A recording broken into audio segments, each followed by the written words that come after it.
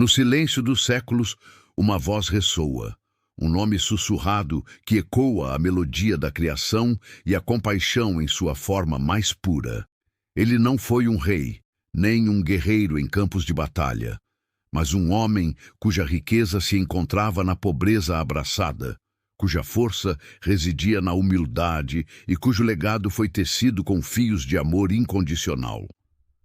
Poucos na história humana conseguiram tocar tantas vidas, inspirar tantas almas e revolucionar a percepção da espiritualidade e da existência como Francisco de Assis. Prepare-se para desvendar o coração de um santo, a alma de um ecologista, antes mesmo de o termo existir, e o espírito de um amigo dos esquecidos, cuja mensagem é mais urgente hoje do que nunca.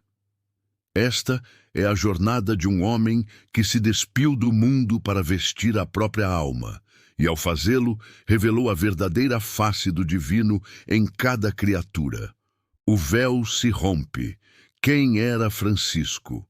Para entender a magnitude de Francisco de Assis, devemos primeiro desvelar a tapeçaria de sua vida, despojando-a das camadas de lenda para encontrar a essência do homem. Nascido Giovanni di Pietro di Bernardone, em Assis, no ano de 1181 ou 1182, ele emergiu de uma família de ricos mercadores de tecidos. Seus primeiros anos foram marcados por uma juventude boêmia, festas e o anseio pela glória militar, o que era um sonho comum para jovens nobres da época. Contudo, em meio a essa busca por honras mundanas, uma inquietação silenciosa começou a florescer em sua alma. Uma doença grave, talvez malária, e uma experiência transformadora na prisão durante uma batalha entre Assis e Perugia lançaram as sementes da dúvida sobre o caminho que ele vinha trilhando. Foi nesse período de introspecção forçada que a voz de Deus, antes abafada pelo tumulto da vida, começou a se fazer ouvir. A chama divina na capela de São Damião. O ponto de inflexão decisivo veio na capela em ruínas de São Damião. Diante de um crucifixo bizantino, Francisco ouviu uma voz que lhe dizia: Francisco, vai e repara minha igreja, que está em ruínas. Ele, num primeiro momento, interpretou as palavras literalmente, dedicando-se a consertar a estrutura física da capela. Mas o chamado era muito mais profundo, uma convocação para a renovação espiritual da própria Igreja de Cristo, que na época enfrentava desafios de mundanismo e corrupção. Esse episódio marcou sua ruptura definitiva com o estilo de vida anterior. Em um ato dramático e público, ele renunciou a toda a herança de seu pai, despojando-se de suas roupas na praça pública, simbolizando sua entrega total à pobreza e a Deus. A partir daquele momento, Francisco não possuiria nada, mas ganharia tudo: a fraternidade dos pobres, uma revolução de amor. Com alguns poucos seguidores que se uniram a ele movidos por sua radicalidade e pureza de vida, Francisco fundou a Ordem dos Frades Menores, ou franciscanos. Sua regra era simples, mas revolucionária: viver o Evangelho literalmente em total pobreza, humildade e serviço. Eles pregavam não com palavras rebuscadas, mas com o exemplo de suas vidas. Iam de porta em porta, trabalhando, pedindo esmolas e atendendo aos leprosos, os marginalizados da sociedade. A essência de sua mensagem era o amor, um amor que não fazia distinção, que abraçava a todos, especialmente os mais humildes e esquecidos. A simplicidade de sua pregação e a autenticidade de sua vida atraíram milhares, e a ordem franciscana cresceu exponencialmente, espalhando-se por toda a Europa. Eles não eram apenas frades, eram arautos de uma nova era de compaixão e solidariedade. O cântico das criaturas, harmonia com a natureza e os animais. Talvez um dos aspectos mais cativantes da vida de São Francisco seja sua relação mística e profunda com a criação. Ele via em cada criatura, do sol à lua, da água ao fogo, do lobo à andorinha, uma irmã ou um irmão, um reflexo do amor de Deus. Seu famoso Cântico das Criaturas, ou Cântico do Irmão Sol, é um hino de louvor à natureza, uma celebração da beleza e da interconexão de toda a vida. A história de Francisco pregando aos pássaros, amansando o lobo de Gúbio e conversando com os peixes não são meras anedotas. São ilustrações de sua convicção de que todas as criaturas são parte da mesma família divina e merecem respeito e carinho.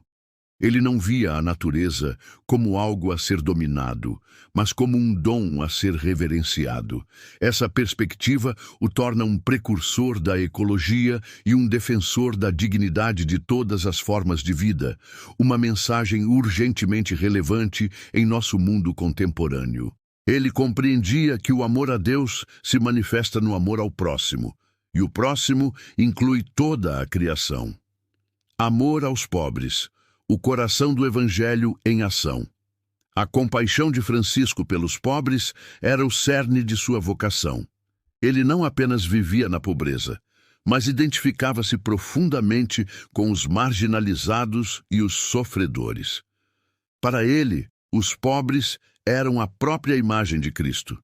Ele os abraçava, servia e dedicava sua vida a aliviar seu sofrimento. A fundação de sua ordem era, em si, um ato de solidariedade radical, vivendo no meio do povo, partilhando suas dificuldades. As histórias de Francisco lavando os pés de leprosos, beijando suas feridas e compartilhando seu alimento com os famintos não são apenas atos de caridade, mas manifestações de uma fé que via a dignidade divina em cada ser humano, independentemente de sua condição social.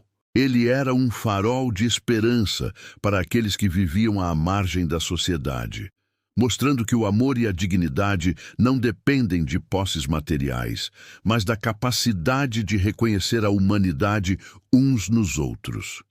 Sua vida foi um testemunho de que a verdadeira riqueza não está no que se acumula, mas no que se doa.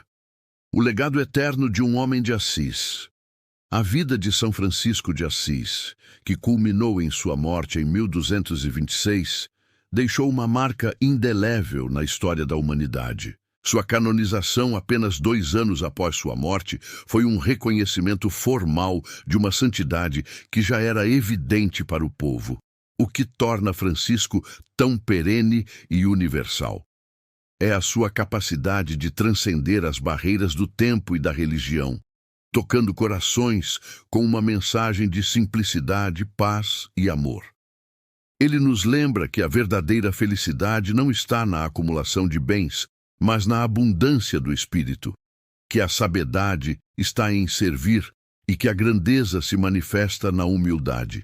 Sua vida é um convite contínuo a uma reflexão profunda sobre nossos valores, sobre nossa relação com o próximo e com a natureza, e sobre o que realmente significa viver uma vida plena e significativa. O eco de Francisco. Hoje, no mundo contemporâneo, marcado por crises ambientais, desigualdades sociais e conflitos, o eco da voz de Francisco de Assis ressoa com uma urgência renovada. Ele nos desafia a olhar para a terra como nossa casa comum, a tratar os animais com reverência e a estender a mão aos pobres e marginalizados. Sua espiritualidade não é apenas para monges ou freiras, é para todos nós, um chamado à responsabilidade, à compaixão e à busca de uma vida mais autêntica e alinhada com os princípios do amor universal. A mensagem de Francisco é uma bússola para a alma, apontando para um caminho de paz interior e harmonia com tudo o que nos rodeia.